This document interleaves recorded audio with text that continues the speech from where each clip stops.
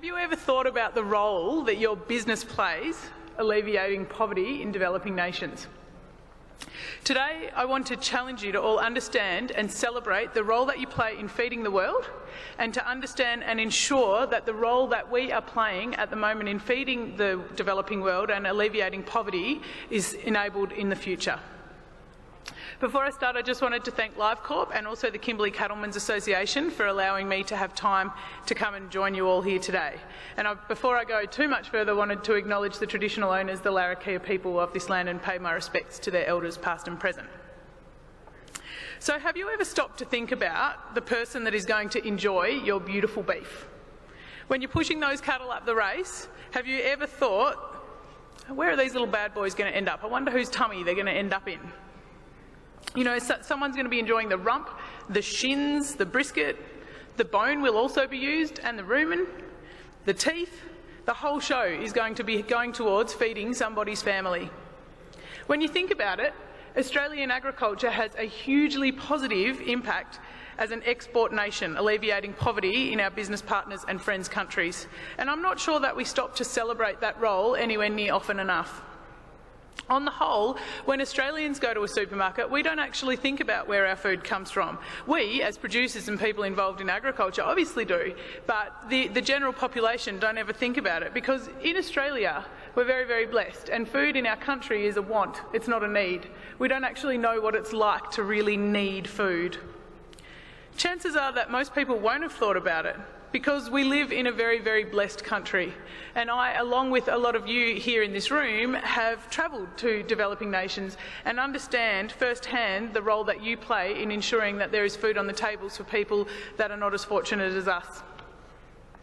So all of the producers here today I see as working in the food industry. In fact, every one of you that's involved in the supply chain, whether or not you're an exporter or a truck driver, you're all involved in the food industry, and I think that we're playing a pretty awesome role. It's a really interesting time to be working in the food space. Everywhere you look, there's articles on food saying you should be eating this, or you shouldn't be eating that, or that's good for you, that's bad for you. We've even got judgments in our country now around food. So, you know, if you eat those caged eggs, you're not a very nice human. But I think, do you think that those conversations are happening in developing nations? In nations where there's not often 3 meals a day on the table? Do you think that they're worried about whether those eggs are caged? Do you think that they're worried about, is that beef killed in a certain way? Or should we be using genetically modified crops to ensure that we've got enough rice to feed our families? The chances are that they're probably not. So before I started, I just wanted to introduce a little bit of who I am as a person. So I grew up on a sheep farm. I've worked in the northern beef industry my entire career. I'm a bit of a out-of-the-box kind of girl. But I loved growing up on a farm. I think a lot of you will be able to relate to the freedom and the resilience that you get as a result of growing up on a property. I used to ride my horse to school. I've got two brothers and a sister, and we used to do mudslides down into the dam, and then Mum would hose us all off on the lawn no matter what season it was. And, you know, growing up on a farm and growing up in rural Australia, you get these values that are instilled in you, and I don't think that they differ an awful lot from the values of people that we have in our end markets. As kids, we found out that diesel is explosive and petrol is actually more so. And if you douse a shearing shed brush in petrol and then you do a little line and you stand behind corrugated iron but you put bullets in it, they are actually explosive. So we learnt to take chances, and we learnt to live with the consequences. And I think that is something that goes across cultures, is that people that grow up in rural communities have that sort of character, and it's that character that is really important in building relationships for us. I've had a varied career and I've absolutely loved it. I spent 5 years working as a technical consultant in Indonesia and the Philippines mostly. So most of my presentation will refer to my experience in Indonesia. I was working in feedlot management, breeding, and then ended up doing some abattoir work after the SCAS protocols came in. I now work for the Kimberley Cattlemen's Association, which is an industry development body, and I'm absolutely loving being back up actively involved in the northern beef industry. So a little bit of background on poverty and food security. Working in the live export industry means that we're working with countries that traditionally have a higher level of poverty than we do here in Australia. And therefore, it's pretty important that we understand some of the issues that they face. The definition of poverty changes from organisation to organisation, but I couldn't sort of really clarify down, but basically what I figured was that poverty refers to the fact that you're living with not enough food, water, shelter or clothing. Understanding the poverty line is also important. So I got on the FAO website and I read that the poverty line is the minimum level of income deemed adequate in a particular country. So obviously as you get into more developed nations, the poverty line is going to increase. 1.4 billion people, or 20% of the global population, are currently living in extreme poverty below the poverty line on less than $1.25 a day. So with regards to food security is when all people at all times have physical, social and economic access to sufficient, safe and nutritious food that meets their dietary needs and food preferences for an active and healthy life. I think it's particularly important to understand poverty and food security because those words are not words that we often think about here in Australia, and yet we're working in those markets. In Indonesia, the World Bank states that 12.5% of their population live below the poverty line. In Vietnam, it's 17.2%. Now, these statistics are improving, which is wonderful to see, and it's also pertinent to understand the role that Australian producers, supply chain experts, educators, trainers, government and the government are playing in this space. Something I found out while I was researching this is actually 12.5% of our population here in Australia is below the poverty line, and of that 17.3% are kids. And I know that's not relevant for this talk here at the moment, but it's relevant, it's something for us to think about. So Don and I have recently been to Papua New Guinea as part of the ACR Commission, and it was really interesting because quite often you think about food security, well, have they got enough calories to eat? And what we realised very acutely is that malnutrition now refers to both over and under consumption of calories, because we need to have a conversation around calories versus nutrition. It's all very well to have calories and very rapidly absorbed carbohydrates. Look at me go, nutritionist, rapidly absorbable carbohydrates. But if there is not the nutrition, then you end up getting problems with in the population with things like stunting and obesity and things like that. It was published in The Lancet in 2004 that a third of the world's population is overweight. 62% of those people are in developing countries. So when we're looking at the number of overweight and obese people in developing countries, it's more than tripled since 1980, and it's now overtaken malnourished people. In Indonesia, 37% of their population is stunted, and it's particularly important in those first 2 to 3 years of life. So I think UNICEF put it really well, is that the first 1,000 days of your life last forever. So it's really, really important that we get adequate nutrition into these kids. Stunting costs the Indonesian economy $5 billion a year. Now that is phenomenal, because what happens when people are malnourished or stunted, they actually don't grow properly, their brain doesn't develop properly, so they have no capacity to become educated. It wouldn't be a talk if I wasn't on poverty if I wasn't going to address the urban drift, particularly relevant in developing nations. Most of the poverty is in rural areas, as we all know. However, 70 million people move to urban areas in developing countries every year. In the next 25 years, 2 billion people are going to move to urban or emerging economies, doubling the global urban population. This is going to increase the built-up area by 1.2 million square kilometres in the next 25 years. Now, just to put that in perspective, that is a city almost the size of the Northern Territory. The Northern Territory is 1.4 million square k's. So they're talking in the next 25 years there's going to be that much land that goes towards cities. And Mum recently went to a sustainability conference. Mum's a bit random. She likes to do some random things. So she went off and took herself off to this sustainability conference. And she was there and they were talking about urban sprawl. And Mum put her hand up and she said, "Oh, hi, I'm a farmer. I was just wondering what your strategies are for feeding all of these people." And she said she couldn't believe the response. So one person stood up and said, "We don't want agriculture near our cities because we're all going to get cancer from all the sprays." And then another lady said, "Oh, but maybe we can all have vegetable gardens on our balconies. That'll help."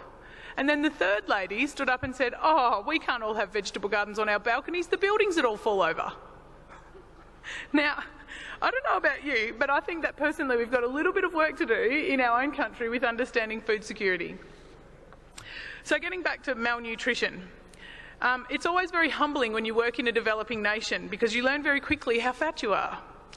Annabelle Coppin and I used to work in market together, and we never really did get our final destinations right, considering Annabelle's from Yarra Station, a big cattle place in the Pilbara, and I was from a sheep farm in Victoria, but I was working in the beef industry in Indonesia and she was working in the sheep industry in the Middle East. And we would phone, we'd have Skype calls when we were both overseas, and we'd sort of talk about the challenges and what we thought the opportunities were, and she'd help me and I'd help her. But our fun thing was a quote of the day. We'd always come up with these really funny sort of things that had been said to us. And Annabelle said to me one day, she said, I was walking down the feedlot and this Bahrainian guy says to her, "Annabella, I think that you must be a cowboy." And Annabelle says, "Oh yeah," and he goes, "Oh no, cowgirl. And Annabelle says, "Oh, this is nice." And he says, "Yes, I know this because you have a very big behind." And then I said to her, "Oh, you'll never guess what was said to me today." So I was at the back of a feedlot in Indonesia and I needed to powder my nose, and I said to the girl, "Oh, can I just borrow your scooter? I've just got to hook off down to the office." And she said, no problem, I'll give you a lift." And I said, "All right." So I balanced myself less than gracefully on the back of this scooter, and we're hooning down it was about a K to the office. And she turned around to me and she said, "Excuse me, Mr. Marriott, but my motorbike is crying because you fat like 4 man." So I was like, "Oh, well, that's a little bit exciting." So anyway, we had a bit of a laugh. It's such a gift to be able to work in this industry. So I guess the question that we're all interested in is beef important? Do we really need beef to pull people out of poverty? In Indonesia, the most highly consumed meats are fish, followed by chicken, and then beef. And we all know that eating protein is very, very important for brain development, general nutrition, and pulling people out of poverty. The average consumption of beef in Indonesia ranges from sort of about 1.7 to 2.5 kilos. I can't really nail it down. Every article that I read says something different. And the current beef price is falling, which is great, but it's about 100,000 rupees a kilo, which is about $10. So if we relate that directly to us here in this country, Australia's average income is 58 grand a year. In Indonesia, it's about 3,600. So them paying 100,000 rupees or $10 a kilo for their beef is the equivalent of us paying $161 a kilo for beef. So that's pretty interesting. So when we're talking about beef in the poverty space, is it something that we need to be worrying about? Well, the answer is a most definitely yes, because the middle class is growing, which means that the demand for beef is also growing, which is exciting. There is an increase in job creation, particularly in rural areas where there seems to be most of the poverty. Supplying jobs for these people is one of the first steps in breaking that poverty cycle, whether or not you're working in a feedlot. If you are, you're learning how to feed animals. If you're working supplying feedlot with like green chop and jagung, that sort of thing, then you're learning how to grow fodder. The live export industry alone in Indonesia supplies rural people below the poverty line with 100,000 jobs a year. And I think that that is something that's really important and to be proud of. One of the ladies that I was working with on a feedlot over there, she said to me, "Catherine, I'm so grateful for this feedlotting, the livestock, the live export industry that you have," because she said, "I have my husband and he works in the feedlot, and now I also have a job," because a while ago Indonesia had, I'm not sure if they still do now, but they had a 10% policy that you had to be breeding, 10% of your capacity of your feedlot had to be in breeding. And this lady said, "Well, now I have a job because I look after the calves." And she said, "We used to be able to afford beef once every 2 months. But now I can feed beef to my children once every 2 weeks." Now that is phenomenal, because that is supplying an awful lot of nutrition that then helps those children become educated because their brains are developing properly. One of the reasons that I got involved in the live export industry was I could see a system that worked absolutely perfectly. We've got, there's benefits to both Australia and also Asia. At the start, when I first started, I didn't think about alleviating poverty, but it makes perfect sense. So in Australia, we have vast rangelands that need grazing to increase carbon into the soil and improve the environment. We also have a class of cattle that are lean, which is wanted, and they don't finish well all year round.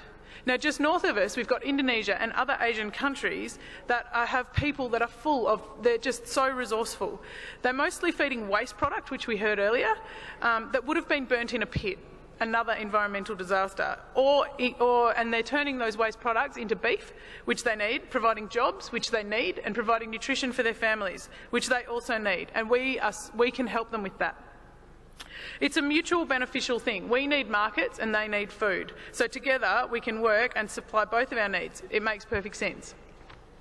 Another thing that I'm sure you're all aware of is that I really love about the live export industry is that none of the animal is wasted. It all goes into human consumption. And I think that that's a big part of alleviating poverty. The live trade is also working to support smaller holder farmers. And I told Adam I wouldn't say that, but I did. Apparently you're not allowed to say smallholders anymore. It's some other political jargon, which I'm not very good at. But anyway, and ACR have played a big role in improving smallholder producers, which goes towards building political relations and keeping that trade open for us. So it's very, very important. I spoke to Peter Horn yesterday from ACR, and I said to him, is beef really important for pulling people out of poverty? And he said, Catherine, I'll just give you an example. The other day I was talking to a man in Lombok, and he couldn't wipe the smile off his face because he had just sold 2 of his cows. He'd fed them for 2 years, and he'd sold 2 of his cows for 3,000 Australian dollars. Now, just to put that in perspective, that will then let that man live for 3 to 4 years on his current budget. So what he can then do is buy a couple of smaller cattle, grow them out over the next couple of years and pull himself out of poverty through that cycle. And all of us here in the live export industry are playing a vital role in making that happen. So relationships is the next thing. I think if we're going to maintain and keep playing the role that we are in poverty, we need to be building relationships. So we as producers and industry people are very, very good at this. There are also some politicians that are very, very good at it. However, we've had some mishaps from a political standpoint. In building relations, I think it's important to listen, respect and create empathy, find things in common, and international research also plays a huge role. Having the live trade suspended was the worst thing that we could have done from an international relations point of view. We all know that. Malcolm Turnbull last week was over in Indonesia with Joko Widodo, and one of the 3 main things that Joko is still talking about is beef self-sufficiency and making sure that we're helping them with their breeding and stuff. Now, I don't want to dwell on the past because that's not actually going to change anything. However, it is important that we learn and take away from it the things that we can. And I think from my perspective, the biggest learning is that we cannot ever cut off a country's food supply when they don't have as much to eat as we do. So we're still actively trying to rebuild and improve those relationships. Sure, there's been, the Snowden allegations and there's been the drug smugglers, but when you're over there talking in political circles in Indonesia, the thing that they always come back to is the fact that we cut off the supply chain of their food. Because to us in Australia, we don't think about it. To them, it's all they think about. If they've got enough food for their people, they don't fight. So we need to remember that. So basically what happened in that is that we've got a mismatch of dominant values. Australia, we value animal welfare on the whole higher than human welfare. I don't know what that's about, but in Indonesia human welfare is important. Now I'm not saying that we don't value humans and they don't value animals. I'm just saying that based on history and experience there's different priorities. So there's a video that I would like to play, I think, that's been done recently by LiveCorp on animal welfare versus human welfare and the fact that I believe they go hand in hand. So I guess what you can take from that video is that animal welfare and human welfare absolutely go hand in hand. When I was working over in Indonesia, the amount of times that I had people say to me when I was doing abattoir audits or whatnot, Catherine, we really appreciate this. The cattle are so much quieter. We don't get hurt anymore. We love coming to work. And abattoir managers, feedlot managers would say, we can't believe it. People actually turn up to work every day. Like, It's phenomenal, and to me it makes absolutely perfect sense, and it's a beautiful space for us to be working in, because animal welfare and human welfare, as far as all of us in the room can tell, are equally as important. So I guess what it comes down to is human versus animals. Well, in Australia, just to put things in perspective, 63% of households here have pets. 41% have children. So that just gives you a little bit of some. Pets in Indonesia are not a big thing because they're too busy trying to feed themselves as people. Alison Penfold, I wanted to make special mention of. The way that she communicates on behalf of the live export industry is an absolute credit to not only herself but the industry. She really nails the fact that we do care about our animals, we do care about human welfare, and we're working really hard behind the scenes. Another really important thing in building relationships is things like the Northern Territory Cattlemen's Association student exchange. I think that goes an awfully long way to making sure that we still have that market, that we can play that role in alleviating poverty. And Tracy Hayes and the team are also to be congratulated for that. Just a final point, or I've got a couple more points on building relationships before I go into closing. But something that I've reflected on a lot, and I worked really hard when I was in Indonesia to do this, was we're business partners and yet we expect everybody to speak English. And I'm hopeless at speaking Indonesian. I speak okay feedlot Indonesian. I can get by telling people, sharing my knowledge with people on what to feed and how to feed it and clean the bunks and, where's the hospitals and all that sort of stuff. Pretty everyday Indonesian I'm not so good at. But I think, I would encourage you all to have a think about, if you are going back to a country continuously, fumbling your way through some really basic language it goes such a long way to improving relations. Another one, and the final one that I just want to talk about with regards to building relations, is the power of international agricultural research. I can't tell you the respect that we get when we work in country, developing projects that are making a difference to their bottom line. And I think one of the beautiful things is that quite often the research that we do in developing countries through ACR, the Australian Centre for International Agricultural Research, we're able to bring that back into Australia, and it helps the Australian industry. The example that I'll give it's not a beef one, and I'm sure that there are beef ones available, but the most pertinent one that we've had recently is Panama disease in bananas. And there was an outbreak in March this year. Now QDAF, Queensland Department of Ag, Fisheries and Forestry, worked with ACR in the Philippines to develop a program to handle and manage Panama disease when it outbroke. So when it came into Queensland, the staff that had been working in the Philippines on the ACR project knew exactly what it was very, very quickly and were able to put a halt to it. So international agricultural research goes a long way to building relationships, but also improving what we've got here in our country. So I'll just finish off with some opportunities as I see it going forward with regards to maintaining our markets and alleviating poverty. I think it's important that we talk about change, because with anything with regard that involves opportunities, it's going to involve change. We can't keep doing what we've always done. Change is happening more rapidly now than it ever has before. Put your hand up if you've got an iPhone. Or a smartphone of some sort. Yeah, so most of the room do. And if you think about it, I now do my emails, I do my exercise on it. No, I'm just joking, but it can monitor it, whatever. Clearly I don't do that much exercise with my first world rump, but anyway. Weather, GPS, emails, you do the whole show. Now that thing has been around for 7 years. 7 years ago that was developed. So if you can think how quickly the world around us is changing, we need to keep up with that. Some of the things that, now I'm only one head, so I don't have all the answers, and I love talking to people and getting their ideas and then putting things into practice on behalf of industry. But some things that I've just thought about is an integrated supply chain with direct product feedback. The Kimberley Cattlemen's Association is working on developing a project plan where we can use the NLIS tags that are in the cattle in Indonesia to get feedback on how our cattle are performing and that sort of thing. That's going to aid us in breeding better cattle, having better management practices, being able to tell from year to year what we changed and what actually had a better end product. Now that is power. That's power for the producers, and it's also power for the Indonesians, because they can then make management decisions based on that information. I think another thing is reverse industry tours. We've done a few, which is fantastic, but we're quite good at going over and having a look at where our cattle go. I think it's really important that we actually do some reverse tours and bring Indonesians back and show them. Now, the NTCA program is doing that, which I think is wonderful. I was involved with a program a couple of years ago where we took 12 farming women from Indonesia and we showed them around the Australian farming industry. And the reason that that was so powerful was because in life you can tell people things, but until you put your own experiences with it, or until they put their own experiences with it, it actually doesn't mean anything. So we took these women and we showed them Harvey Fresh. We took them through the milk manufacturing, and when we went over to mentor them in Indonesia, they were saying, "Oh yes, no, this is hygienic, look," and they're scraping their bamboo thing clean. And then I said to them, you know, because it was a satay product that they were making, and I said, "You've got capacity to sell this into supermarkets, but you need to improve your hygiene." And then they came to Harvey Fresh and they were like, "Oh, we get it. This is what you mean by hygiene." So by showing people, by having those reverse delegations, it's a really, really powerful thing, and it makes our trade relations much easier.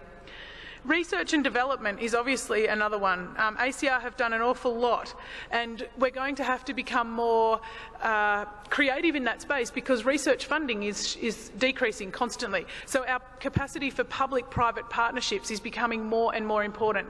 I think the role that government play is in setting up those trade relations and getting that happening. Then the government needs to get out of the way and let the private sector actually go in and run it. And I think that that's the way those public-private partnerships can work. Agricultural education is so important for pulling people out of poverty, whether or not it's supporting Indonesian or Asian students coming over, or we're going over there and learning. But agricultural education is hugely important. So is skills and knowledge sharing. Now, MLA and LiveCorp have done a lot of that, as have the exporters, which is wonderful. But can we look at changing that? The Indonesian-Australian Partnership have done some great stuff, not only with NTCA, but also with Nolan's, the abattoir over in Queensland, with bringing people in and sharing that knowledge. Supply chains is another one. We need to tie them all together and get more efficient. We need to be talking and having a much more collaborative and cooperative approach along it. I think that there's so much capacity for leakage at the moment and inefficiencies. People say to us, you know, we need to produce 70% more food by the year 2050 to feed the population. Well, I challenge that. 50% of the world's food that is produced at the moment is wasted before it gets to people's mouths. So is there opportunities for us to tighten that up? And I believe that there is. Australia has many things to offer that ensures agriculture is the pathway out of poverty, both now and into the future. We have cattle, we have people, we have knowledge and skills, and we have the capacity to share it all. You are all part of a system that is contributing massively to reducing poverty on a global scale, and it's imperative that we are able to continue to do this. We're able to continue the great work that's being done, and building relationships is a big part of that, acknowledging where we are and where we're wanting to go together. If you give a man a fish, you'll feed him for a day. If you teach him how to fish, you'll feed him for a lifetime. The power of agriculture and the role that we play in alleviating poverty is enormous, and with all of us working together, I know that we'll be able to leave this planet a better place. Thank you.